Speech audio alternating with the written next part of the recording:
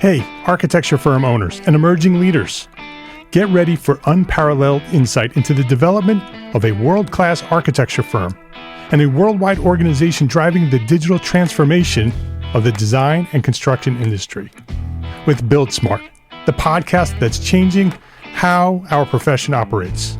We share the incredible stories behind innovation in the building industry with my friend and co-host, Patrick McLeamy, FAIA, former CEO of the international architecture firm, HOK.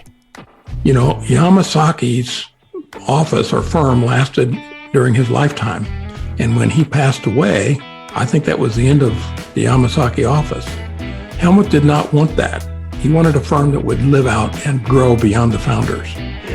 In Season 1, discover the untold stories behind HOK's meteoric rise, from 150 employees in St. Louis to a powerhouse with over 1,900 staff members and 27 offices worldwide. You know, they weren't as polite as the Kojima people. That was just boom. And anytime you have a creditor, whether it's Kojima or the bank, that wants their money, unless you can raise money someplace else, you are out of business. Bankrupt. And hold on tight for Season 2, where Patrick takes us on a new adventure as chairman of Building Smart International, shaping the future of digital transformation in the design, construction, and operation of built assets. Ian Howell, Ken Harold, and I, Ken was my technical representative from HOK. The three of us took a tour of Europe of 5 cities in 5 days. Very busy time. Simply follow the link in the show notes to subscribe to Build Smart now and uncover lessons that will transform you and your architecture firm.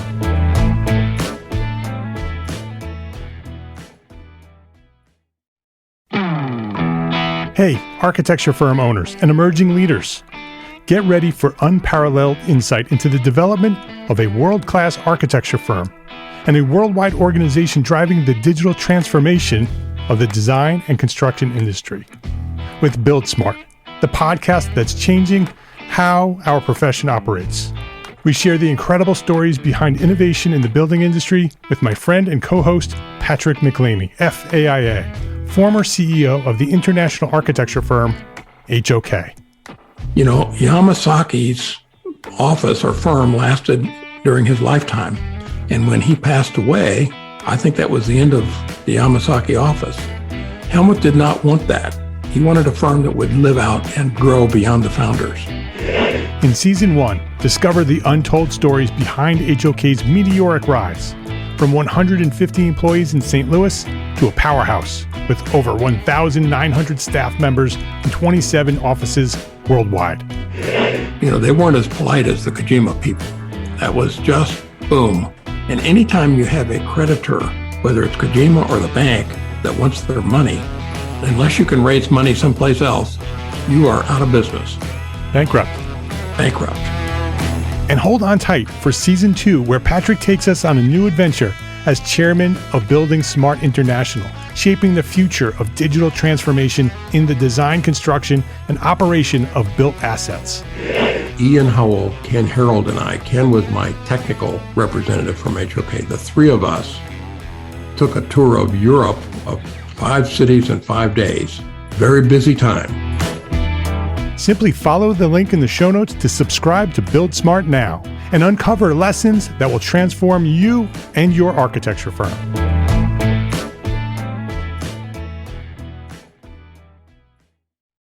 This is the EntreArchitect Podcast, episode 103.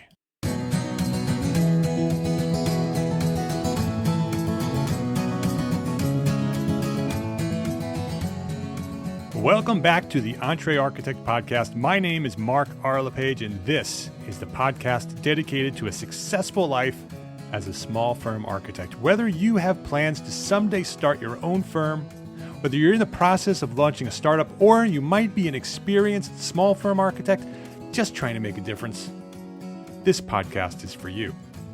My goal is to inspire you to build a better business so that you may pursue your purpose with passion and live the life of your dreams.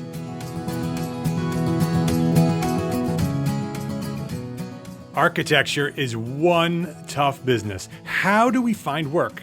How do we find help to do all that work? And how do we grow? How do we make more money and ensure that our firms are profitable? Well, this week, I welcome back a friend of the show who, in the past 12 months, has interviewed almost 200 of us. Almost 200 small firm architects. He knows our strengths. He knows our weaknesses. This week on the EntreArchitect Podcast, I'm speaking with Todd Redding, the COO of Charrette Venture Group, about the 3 roadblocks experienced by every entrepreneur architect and what to do about it to find your way to success. This episode of the EntreArchitect Podcast is sponsored by FreshBooks, the easiest way to send invoices, manage expenses, and track your time. Learn more at freshbooks.com/architect. And the Architecture Business Plan Competition. It's free to enter, and the grand prize is $10,000. To learn more, go to archbusinessplan.com. Todd Redding, welcome to this edition of the EntreArchitect Podcast. Thanks for having me, Mark. It's great to be here. It's great having you here. You are the Chief Operating Officer of Charrette Venture Group, also known as CVG. I am.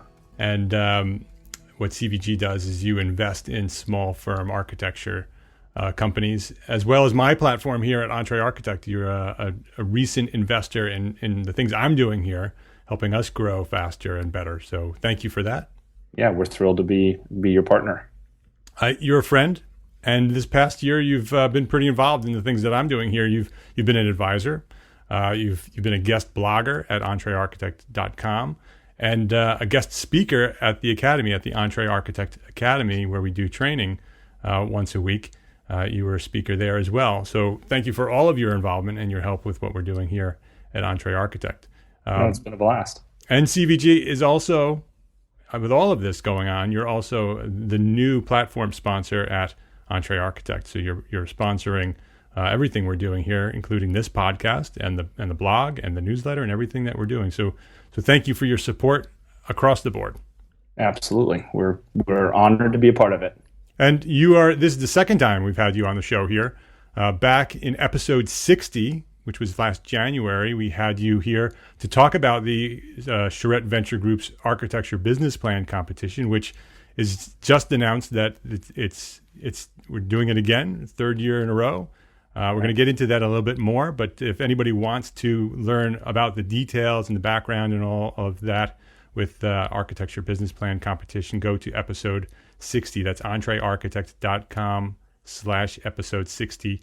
And you can hear all of the details. We will talk about that a little bit later in the show, but I asked Todd to be here today to talk about architecture firms, to talk about the struggles that we have as small firms. Before we do that, Todd, why don't you give us a little bit of a background on your role as COO at Charrette Venture Group and what you do and how you do it? Yeah, sure. I can't imagine that anybody would want to go back and listen to episode 60 and then listen to this one and hear me twice. But it was a lot of fun last January. We were just getting started. I was still just really getting into CVG. Actually just joined the firm at the end of 2014. So I was still just getting started when we last spoke. And my background, as I think we've talked a little bit about in the last episode, is completely in business. I have an MBA from Northwestern. I've run companies before, started companies. It's not, my experience is not in architecture per se, although I did run a manufacturing company that was very involved with architects, but I'm not an architect per se. And, just applying some of that business experience to the firms that we're working with to try to help them improve the quality of business that they run. And to clarify, Matt Ostanek, who is the CEO of Charrette Venture Group, is an architect. And absolutely. This whole thing that with Charrette Venture Group and what you guys are doing was his idea, and the intent is for him to give back to the profession and create this venture group as well as the business plan competition. Yeah, Matt is sits on the Iowa AIA board and continues to be a licensed architect. He's running a variety of different organizations right now, but yes, has a passion for the field of architecture and wants to positively impact the way architects are running their businesses. So it's his vision, it's his passion that really created our firm. Well, I wanted to talk business today. You have, in this past year, you've been busy. You have interviewed over 150 small firms all across the world, right? I mean, you talked to people outside of the United States as well. Yeah. Many different size firms, many different types of firms, many different regions and environments. I want to talk about the biggest struggles that these firms have had, but before we get into like the top three biggest struggles that architects have, what are some of the similarities that you've found by talking to these people? I'm sure there's been some common themes over and over again that people talk about. Yeah, there are, and it's been a kind of an eye-opening experience for me to see some of those commonalities, and they're things that you and your audience know very well about kind of the tendencies of architects to really be, very connected to their communities, very interested in benefiting the general good, very giving people who, want to positively impact the world around them. And in the small firms, you see a lot of commonalities in terms of wanting to have some portion of their work contributing to nonprofits or to the general, the general public. They're very interested in those kinds of topics. And that translates into a lot of strengths and weaknesses when it comes to running a small firm, and I've heard, from virtually every person that I spoke to, the lack of business training in their education and the lack of preparation to be able to run a small firm, and the challenges that they face when they go out on their own. And I'm sure, and I know in the work that I do, I hear very common themes about the things they're struggling with. One of the things I do with EntreArchitect is I ask that question a lot. What are the biggest struggles you're dealing with? What can we do as a platform to help you be more successful? So with your work, with your interviews, let's go through maybe three of the biggest struggles that you've heard from small firm architects, and maybe we can talk about them a little bit. So you want to start with maybe a number one and go through that? Yeah, sure. I mean, the first thing I would say is that I get asked that question a lot, from the research that we've done. What's the secret sauce to making the firm successful? And, in some regard, once you've met a small firm and gotten to know them, you've met one, right? They're one of a kind, because every firm that's, under 5 people is so, the culture and the functions of the firm are just so dictated by the people that are involved in it. They're creating that whole culture and process and paradigm every day. And so they're all a little unique because everybody's unique, right? And they all have nuances. And I wish that at the end of our research, which never really ends, but our research phase kind of went through July of this year, and I didn't walk away with a very clear idea that there's one secret pill that we can apply to all of this category of struggling architecture firms that would make them successful. Everyone's different, and everyone has different challenges. But to kind of move to a very high level and look at it across the board, there's no question that in small firms that are really under 5 people, you've got everybody doing a little bit of everything. And we found the architects are doing the marketing and the business development and the finance, and they're trying to organize the processes while serving clients and doing design work. So, I guess if I was going to put one point at the top of the list, I would say it's being embedded in that place where you're working long, hard hours to try to keep the business strong, and it's not understanding or knowing what you need to do next to grow out of that place. I think that's a very common feeling among small firms. You want to do good work for your customers. You want to develop a good portfolio. You want to stay in business. You want to make payroll. And, all of these things are kind of wrapped into one, and knowing how to get out of that place is just a real common struggle. Yeah. And you don't want to lose the artistry of what we do. True. Very true. There's so many, there are many people that they just don't want to lose the design end of what we do. Yeah. And they feel that if they grow, they're going to lose that. Yeah. So how do we approach that? How do we grow? What are the steps in getting from that place where you feel overwhelmed and you're doing everything and you're not even doing the design well? How do you get out of that? How do you grow? Well, eventually you're going to have to move to where you as the owner are dedicating a certain portion of your time to working on the business. You've got to pull yourself out of the day-to-day operations and begin to develop a plan, begin to put the right policies and procedures in place so that you can hire and add to staff. You're going to have to take that risk. And that's probably what I would put as second on the list. Is so many of the firms that we've talked to, they don't even know where to begin when it comes to hiring an employee.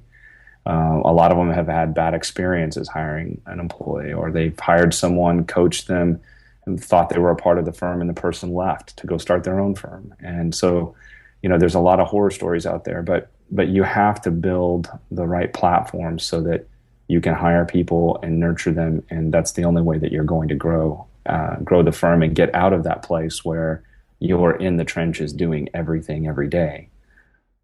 So you've got to have a good hiring process. I'll give you a couple of quick ideas when it comes to hiring, if your audience is interested. Number one, we tell firms you should always be hiring. Your website should always say, we are hiring, because you never know who's going to come in the door. Even if you don't actively want to bring somebody on payroll tomorrow, you never know what kind of talent is going to approach you, and you never know what kind of a talent doesn't contact you because they don't think you're hiring. You lose nothing by telling people you're hiring. And it actually sends a very positive message to the marketplace, to your competitors, and to your own employees that we're always looking for new talent.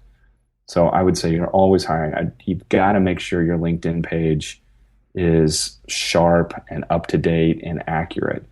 The days of resumes are coming to an end. More and more people are researching jobs and employers and hiring people through LinkedIn. It is the professional platform that everyone is using.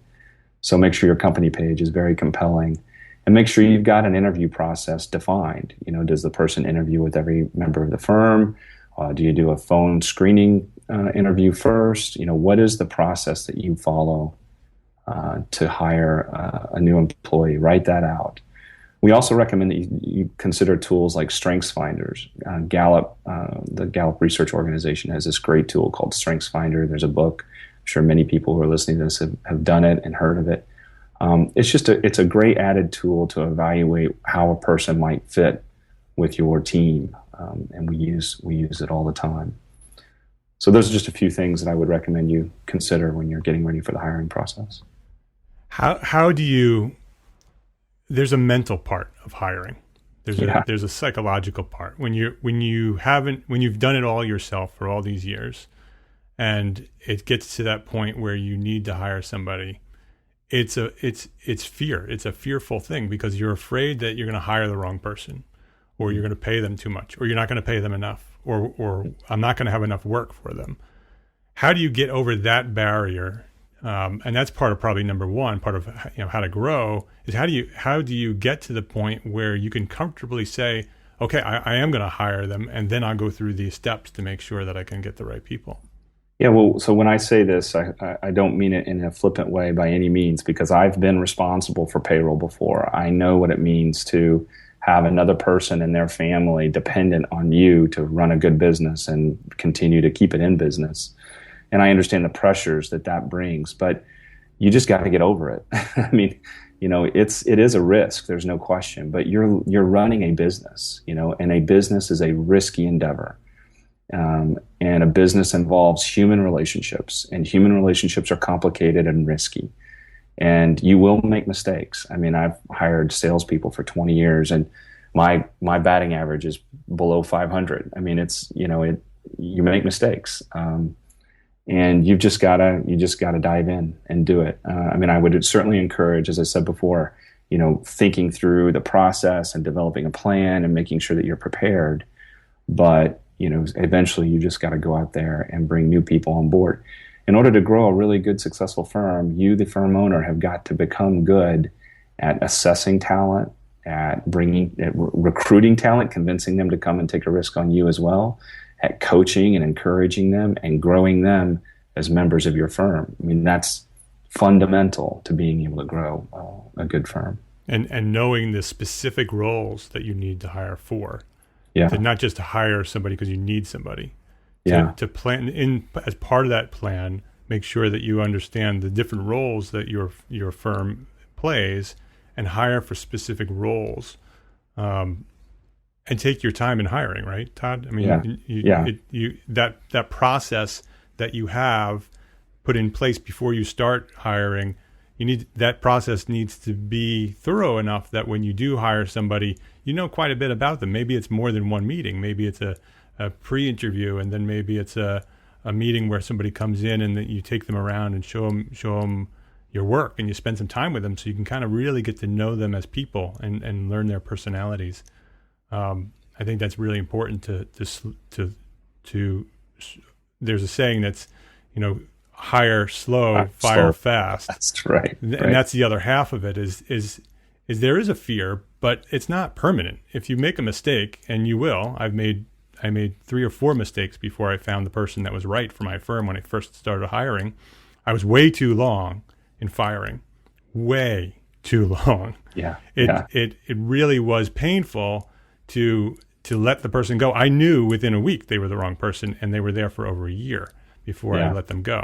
And so slowly hiring, so you know that you get the right person, will give you less likely you're going to have to fire them. But if they're in there and you realize that this is not the right person for the role, you need to let them go quickly and get somebody else in that seat who might be a better candidate. Yeah, I absolutely agree. We talk a lot about developing a culture of transparency. We feel like that's critical to a really successful firm. And a culture of transparency means that you involve the others that are in your firm in the hiring process, and you let candidates get to know them separate from you. You don't have to be in the room. Let the other people in your firm be involved in that and give you good, honest feedback. Having multiple perspectives on whether the candidate is a good fit in your firm is really important. And to speak to your comment about roles, we've been doing some work in this area of trying to define the best kind of scale, if you will, of various positions. So, from a very young, unlicensed person who's coming into a firm to work towards getting licensed, all the way up to the seasoned, 25-year veteran who's now a partner. What are the different roles look like in that lifespan? So we've been working on that now for about the last month, and as well as a checklist of the things that you should have in place before you go out and make your first hire, the various policies and processes that you need to have in place. And then we use those tools with the firms that we invest in. We deliver those tools to them to use as they build their practice. Let's take a quick break here to say thank you to FreshBooks and the Architecture Business Plan Competition for their support as platform sponsors of EntreArchitect. Because as platform sponsors, FreshBooks and Charrette Venture Group, the founders and organizers of the Architecture Business Plan Competition, they've provided funding and support for our overall mission to become an influential force in this profession of architecture. They recognize the need for small firms to build better businesses in order to be better architects. FreshBooks is the easy-to-use accounting software designed to help us small firm owners get organized, save time invoicing, and get paid faster. It takes care of invoicing, expense tracking, estimating, reporting, and it all happens out in the cloud, so you have access to all of your information from anywhere you have access to the internet. And as an exclusive offering just for us at EntreArchitect, I've asked FreshBooks to join me on video and show us around the product FreshBooks. And I know that once you see it, you'll like it. Tim Lee of FreshBooks and I produced a series of videos, and they're available for free at EntreArchitect.com/FreshBooksVideo. EntreArchitect.com/FreshBooksVideo. And when you're ready to give FreshBooks a try, go to FreshBooks.com/architect and sign up for your free 30-day trial. And make sure you let them know that you came from us, EntreArchitect.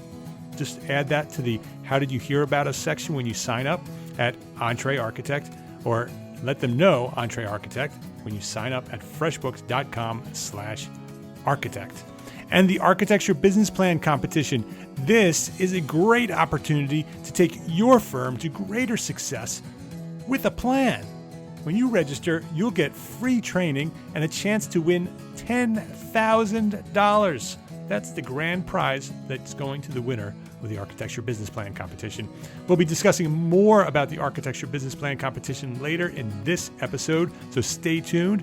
But thank you to Charrette Venture Group, the organizers of the competition, for their support as a platform sponsor. To learn more about the competition and to register, go to archbusinessplan.com. That's ARCH businessplan.com. So number one is the number one struggle question that the small firms might have is how to grow. Right. The number two is how to hire. Once you know what you need to do to grow, then how do you actually get the team in place to make that growth happen? What's the third one?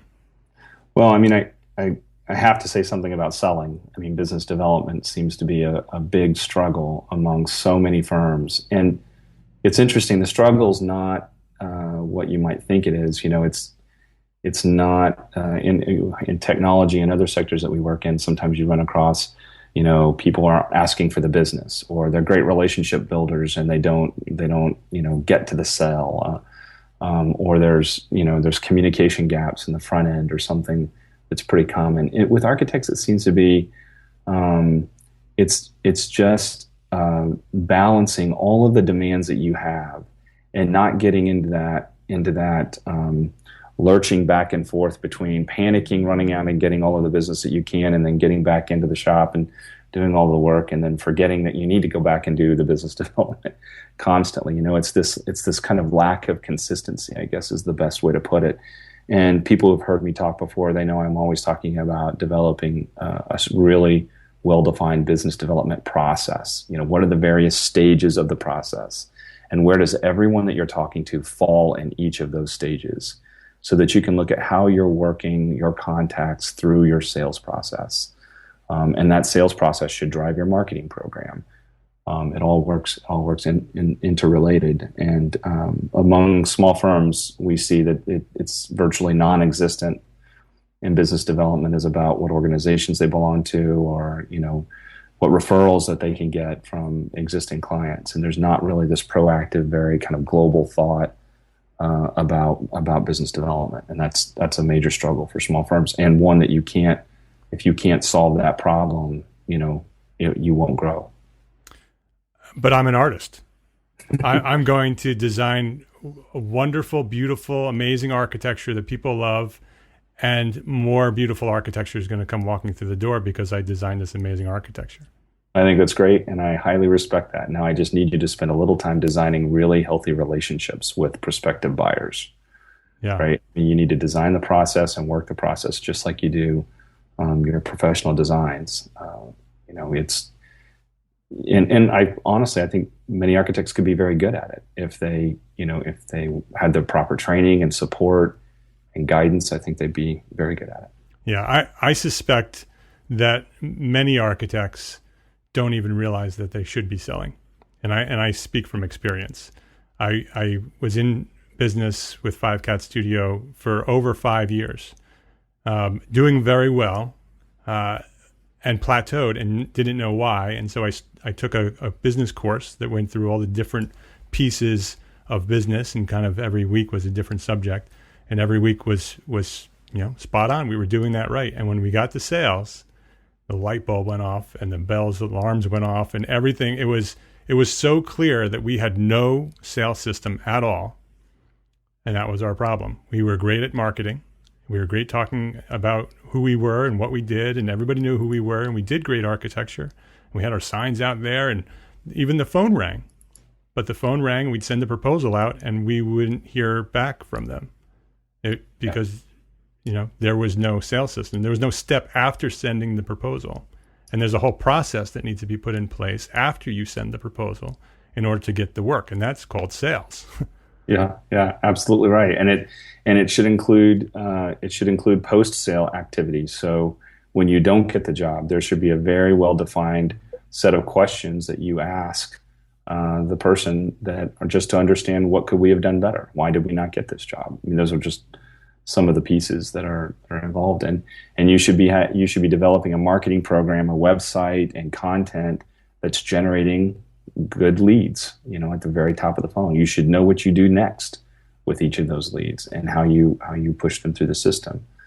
I did speak to Enoch Sears's summit some weeks ago, and we talked about this topic. And I was going to give you a few examples of some CRM tools that are out there, customer relationship management tools, software that you can use to manage your prospects and how they flow through the system. They're all over the map. Salesforce.com is the largest global CRM tool, and it's extremely robust and complex, and it's more than most small and even mid-sized firms need.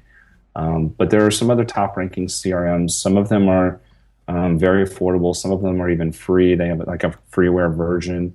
Zoho is one, Zoho. Insightly is one that has been written about recently, Insightly. HighRise has been around for a while and continues to get good traction. And I know your audience is very visual, so Pipedrive is another tool that has a lot of really good visuals to it. Gets awards all the time for the user interface. Yeah, that's great. And I just so everybody knows, if you're in the car listening to this, I'm going to have all the links to these on the show notes at EntreArchitect.com/episode 103. So you can just go to EntreArchitect.com/episode 103, and you'll have links to all this stuff. Yeah, and just to be clear, I'm not promoting any of those. Yeah, they're just resources. Take a look at them. Yeah. And what it might also help you do is if you look at them and see the way they work, it might help you define what your sales process might look like and how you could even just create it manually. Right. I mean, the sales process is simply a specific list of steps that you take until the person either hires you or they don't hire you. And then there's another set of steps that you take after they either hire you or they don't hire you. But it's specific and it's intentional, and it doesn't just happen. Right. Absolutely right. And, for a lot of small firms today that are one or two people, they think, what's the point? They're managing 15 projects and they've got, maybe 20 potential projects in the hopper. And that's great. But when you begin to hire people and you've got 4, 5, 6, 7 people that we believe should all be involved in business development, should be a part of every person's job description in the firm, even down to the office manager. Some form of business development needs to be on everybody's plate, and you're going to need to coordinate what you're all doing, who's talking to whom, and what was the last thing that we did with John and the last thing we did with Susie, and are you assigned to this project or is so-and-so assigned to it? And so these tools like a CRM allow you to track all of that and coordinate it much better and be more effective. Yeah, and these three things: how to grow, how to hire, how to sell. These three things are essentially what Charrette does when they invest in a small firm. You bring your team to that small firm and help them develop all of this, right? Do you want to just sort of give us a brief background and structure on how a typical investment works? I mean, that's not the exact topic of this, but I wanted people who might be interested to understand how that works.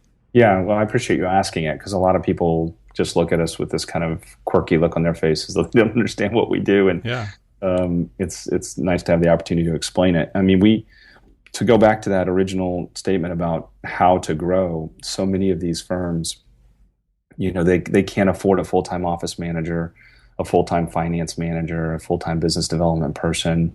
And so they really struggle with where to invest their resources. And so there are these gaps in their growth horizon, is the way I put it. And they're generally, under $500,000 a year in revenue. And so Charrette Venture Group comes in and we fill those gaps. I've got specialists all over the world. We've got some of them have been on your show. We've got a business development specialist, a digital marketing specialist, a brand and web design specialist. And so we come in and we develop a plan with the firm about where can we fill the gaps and help you grow your revenues and grow your business, so that at some point you begin to bring those in-house, or you begin to contract with freelancers to provide those services. But at some point, you wrap all of those services into your firm. But we help you get over that the bridge, so to speak, from where you are at that smaller level to a bigger level of what we say is somewhere between $2 and $3 million a year in annual revenue. And so we come in and we provide those services, and our typical deals are over a 5-year span to really transform your firm and get you up into that really stable spot. And then the way that we make money is we get paid a percentage of your revenue. And that percentage can range all over the map. It just depends on how big you are, how fast we think we can get you to grow, and how many services we're putting into your firm. So you're not taking equity. You're not becoming a partner Right. with them. You're taking Right. strictly a percentage of their revenues for a certain amount of time. Correct.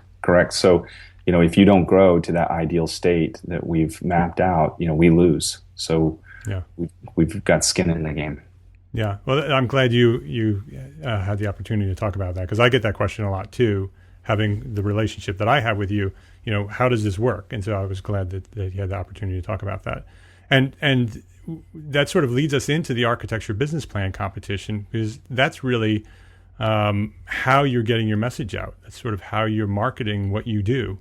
So let's talk about the architecture business plan competition a little bit. You just announced the 2015 version, I guess, of the 2016. Oh, I'm sorry, 2016, right? We're at the end of 2015 here.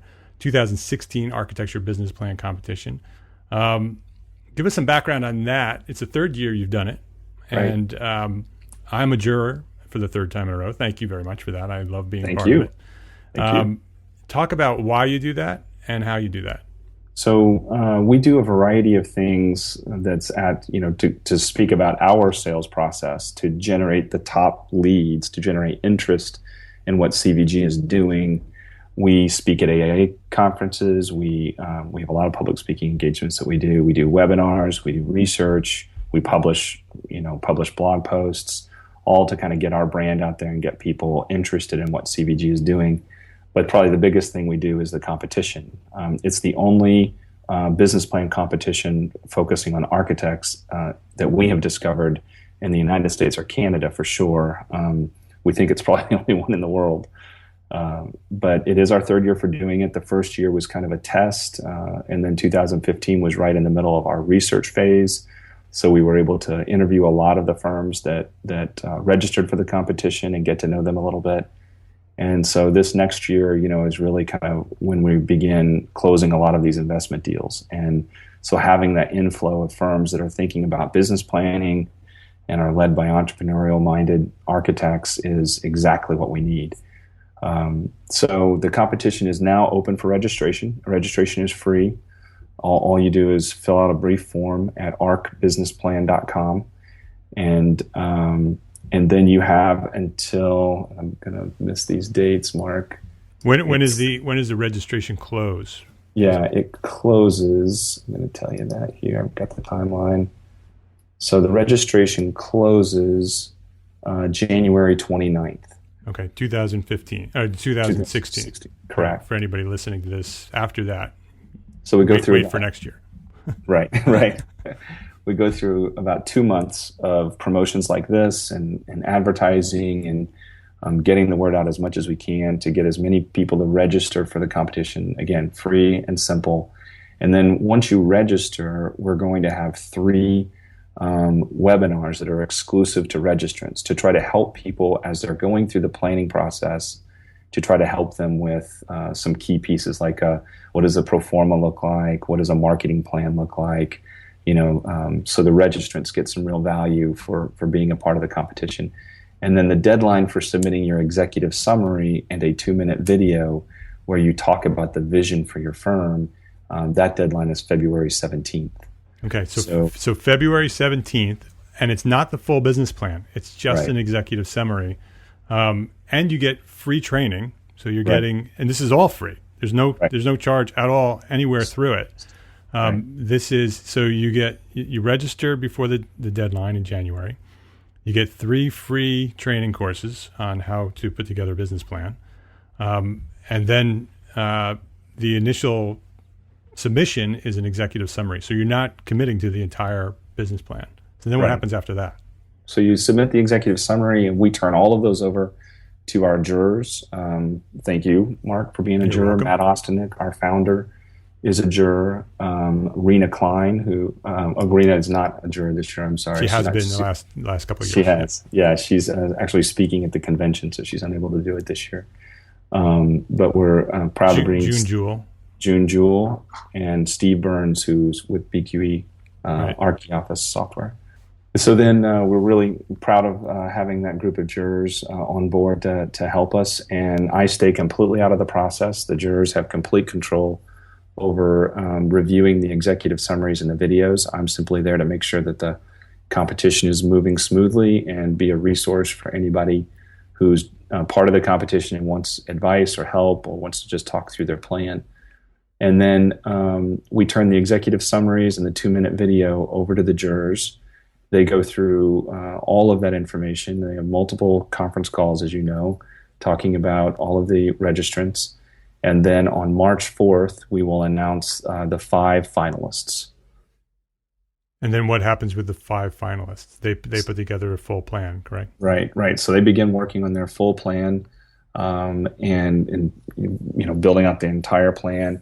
And then we fly or transport 2 members from each firm to Philadelphia on May 17th. And we pay for all of your transportation and your lodging at the hotel in Philadelphia. And then on the 18th of May, each of the finalists will come into a meeting room and present their full plan to the jurors in person. That goes on all day May 18th. And then the evening of May 18th, the jurors meet and we decide on our winners. And then we have a nice reception on the evening of the 19th.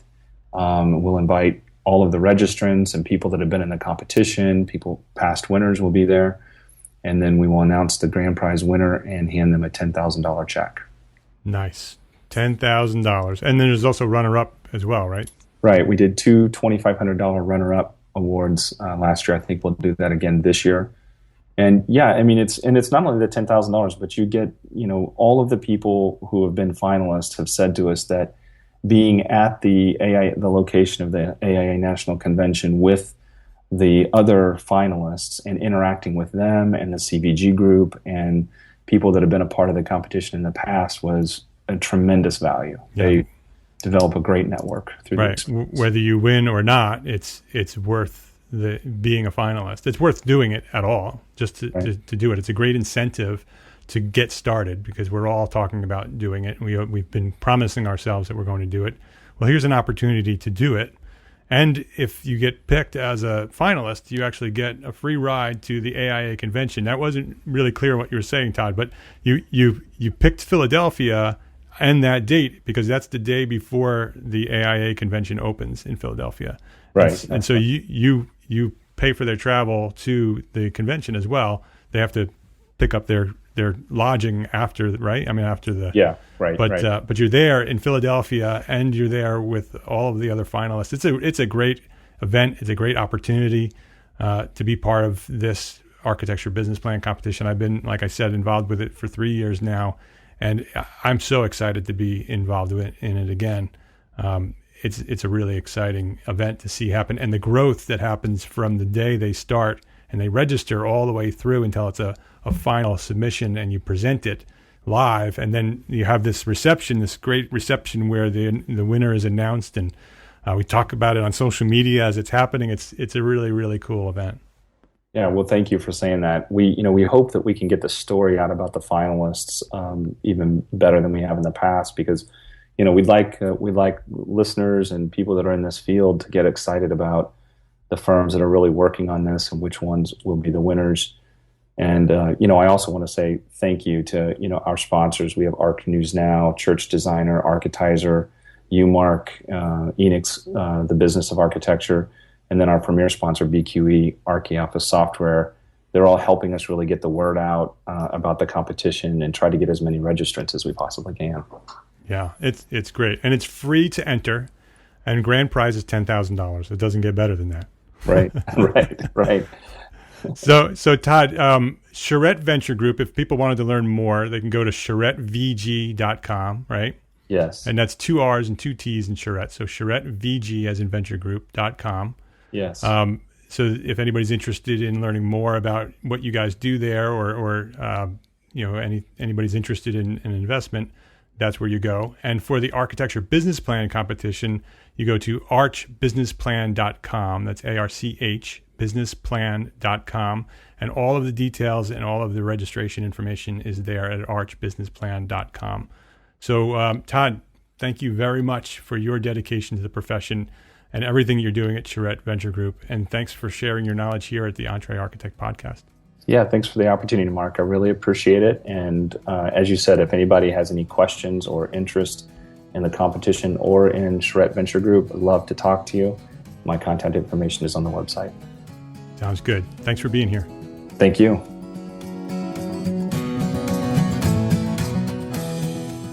Complete show notes with all of the links of all the information that we talked about on today's show can be found at EntreArchitect.com/episode 103. That's the one to share as well if you want to share this episode with your friends. EntreArchitect.com/episode 103. By sharing this episode, you get the word out about what we're doing here and spreading the word. I appreciate it.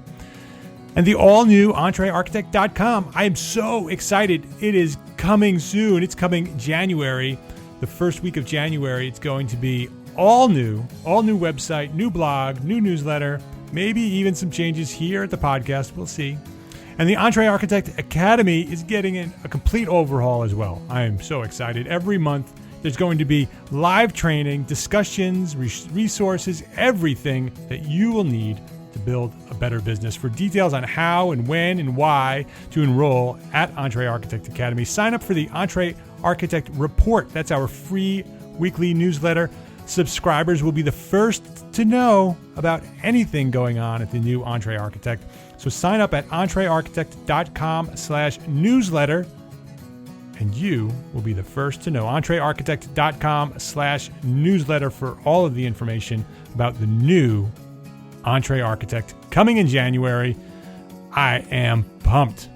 My name is Mark R. LePage, and I am an entrepreneur architect, and I encourage you to go share what you know. We'll see you next week. Thank you very much for listening.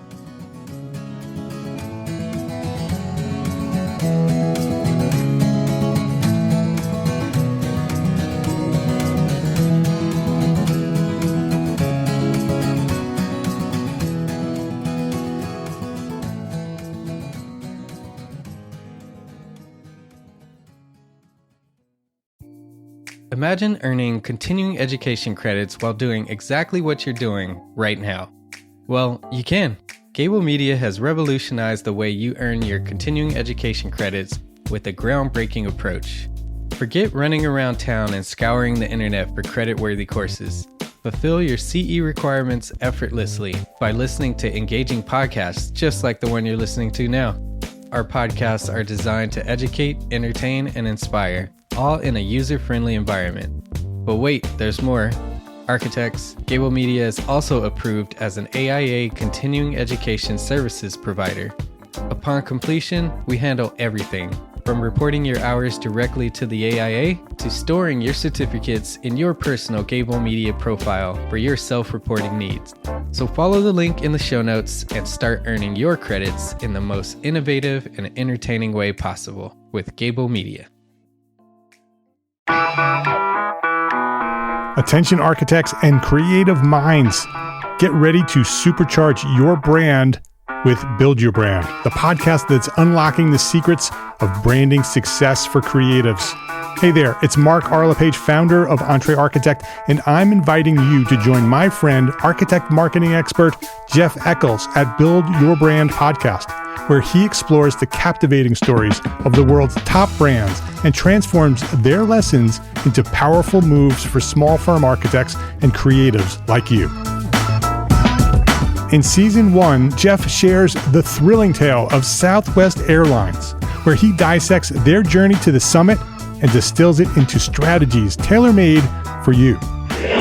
It's important to keep in mind that companies like Southwest compete in the real world, just like you, and face real-world challenges, just like you. You might be surprised at how similar those challenges are to the struggles that you grapple with on a day-to-day basis. Don't miss out on your blueprint for success. Subscribe, tune in, and let's build your brand together. You may have noticed that the very best brands in the world are also known for having somewhat unique corporate cultures. That's often the glue that holds everything together when they encounter those rough spots. We don't do it because it inconveniences the passengers to whom we are primarily dedicated, the short haul, frequent flyer. Follow the link in the show notes to subscribe to Build Your Brand today. Remember, no matter the size, the journey's the same. Your brand's journey to the top starts here.